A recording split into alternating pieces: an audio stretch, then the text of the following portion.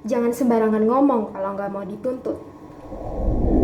Hai, masih ingat kasus yang sempat rame di Twitter belakangan ini? Yang ini nih. Apa? Saya ini perwakilan Najemin dan Huang Renjun. Saya sudah panggil advokat saya untuk bawa kasus ini ke meja hijau. Jadi kamu jangan macam-macam ya. Bener banget, kasus Safa. Kasus ini sempat menghebohkan dunia media sosial Indonesia. Singkatnya, Safa ini melakukan hate speech atau ujaran kebencian terhadap beberapa member idol group NCT Dream di akun Twitter miliknya. Jadi, beberapa fans dari idol yang terkait memutuskan untuk mengadakan sebuah forum di Twitter di mana mereka akan mengadili Safa atas tuduhan pencemaran nama baik. Lucunya, yang menjadi sorotan warganet bukanlah Safa yang melakukan ujaran kebencian, melainkan mereka yang mengadili Safa di forum tersebut. Ini salah satu cuplikan percakapan yang paling sering dibicarakan warganet. Kamu lupa ya? Dosen saya ini dia kader Golkar. Apa kamu tugas di mana, Nak? Saya juga anak tentara, adik saya juga polisi, dan calon suami saya juga kakaknya polisi. Dia Kapolda. Nah, akibat dari perseteruan tersebut mengakibatkan nama Safa dan judul forum berupa Safa Space tersebut pun trending di Twitter. Dan beberapa ungkapan di dalam forum pun juga ikut viral.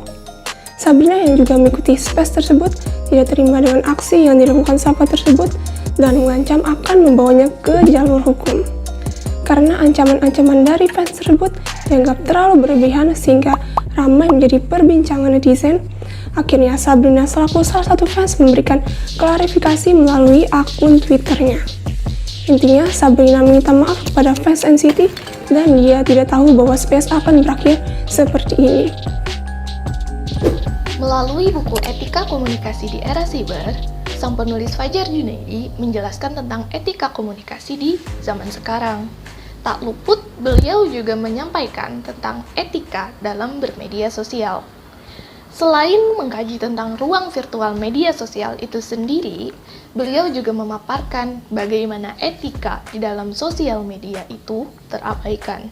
Dua di antaranya ialah dengan maraknya ujaran kebencian dan juga cyberbullying. Ujaran kebencian atau hate speech ialah tindakan komunikasi yang dilakukan oleh individu atau kelompok dalam bentuk provokasi, hujatan, hinaan terhadap kelompok atau individu lainnya. Walau lebih sering dikaitkan dengan perlombaan politik, yang dilakukan oleh Safa ini sudah termasuk ke dalam hate speech. Kemudian ada perilaku cyberbullying. Saya Ali Sisan menuliskan poin dari Anissa. Cyberbullying adalah kegiatan merundung, menghina, membuli secara online di media sosial, biasanya individu dengan individu lainnya, bahkan kelompok dan kelompok lainnya. Namun di kasus ini adalah kelompok melawan individu, dan tentu hal ini bukan hal yang bisa dibenarkan meskipun tendensi mereka adalah membela idola mereka. Namun ini adalah tindakan api melawan api, dan mungkin saja Safa bisa membawanya ke jalur hukum karena baik penggemar NCT dan Safa sendiri berada di jalur hukum dan payung hukum yang sama. Ya, teman-teman sadari memberikan opini di internet, argumen dan pendapat terasa sangat mudah karena orang tidak tahu bagaimana kita, bagaimana wajah kita. Namun, hendaknya teman-teman menjaga etika di media sosial, menjaga etika di internet sebagaimana teman-teman menjaga etika di dunia nyata. Terima kasih.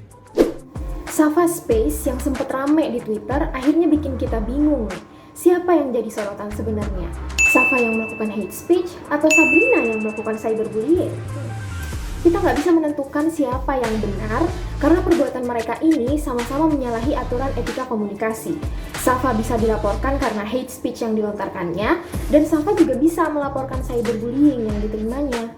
Begitu pula dengan Sabrina, dia tentu bisa dilaporkan karena melakukan cyberbullying.